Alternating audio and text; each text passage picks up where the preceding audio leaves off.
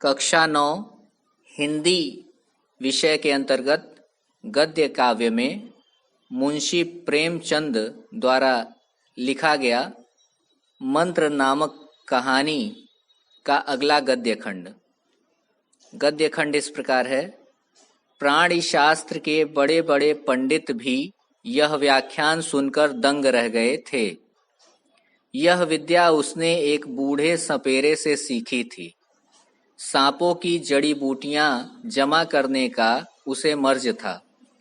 इतना भर पता मिल जाए कि किसी व्यक्ति के पास कोई अच्छी जड़ी है, फिर उसे चैन न आता था, उसे लेकर ही छोड़ता था। यही व्यसन था। इस पर हजारों रुपए फूंक चुका था। मृणालिनी कई बार आ चुकी थी, पर कभी सांपों को देखने के लिए इतनी उत्सुक नहीं हुई थी। कह नहीं सकते आज उसकी उत्सुकता सचमुच जाग गई थी या वह कैलाश पर अपने अधिकार का प्रदर्शन करना चाहती थी, पर उसका आग्रह बेमौका था। उस कोठरी में कितनी भीड़ लग जाएगी, भीड़ को देखकर सांप कितने चौंकेंगे और रात के समय उन्हें छेड़ा जाना कितना बुरा लगेगा, इन बातों का उसे जरा भी ध्यान न आया। प्रस्तुत पंक्तियों में मुंशी जी ने कैलाश के सर्प प्रेम और उनके बारे में उसकी जानकारी और जुनून के बारे में बताया है।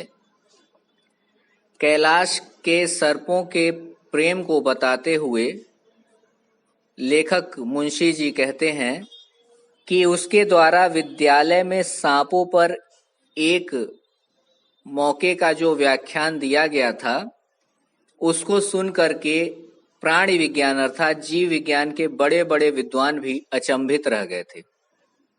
सांपों की यह विद्या उसने एक बूढ़े सपेरे से सीखी थी। उसे सांपों की जड़ी बूटियां इकट्ठा करने का भी शौक था। अगर उसे पता चल जाता कि किसी व्यक्ति के पास कोई अच्छी जड़ी बूटी है, तो जब तक वह उसे प्राप्त नहीं कर लेता था, उसे शांति नहीं मिलती थी।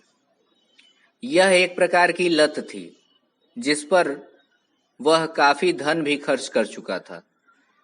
उसकी महिला मित्र मृणालिनी कई बार उसके घर आ चुकी थी, परंतु वह जब उसके जन्मदिन पर आई तो वह सांपों को देखने के लिए इतनी ज्यादा उत्सुक थी जितना कि पहले कभी नहीं हुई थी। यह नहीं कह सकते हैं कि उसकी उत्सुकता सचमुच जाग गई थी या वह यह उत्सुकता दिखाकर कैलाश के ऊपर अपने अधिकार का प्रदर्शन करना चाहती थी, परंतु उसका सांपों को देखने का जो निवेदन था वह उस समय के अनुरूप नहीं था, क्योंकि उस कमरे में कितने लोग जमा होंगे और उतने सारे लोगों को देख करके उन सांपों की क्या प्रतिक्रिया होगी तथा रात के समय उन सांपों को छेड़ा जाना सबके लिए कितना खतरनाक हो सकता है, इस बात का उसे जरा भी ख्याल नहीं था।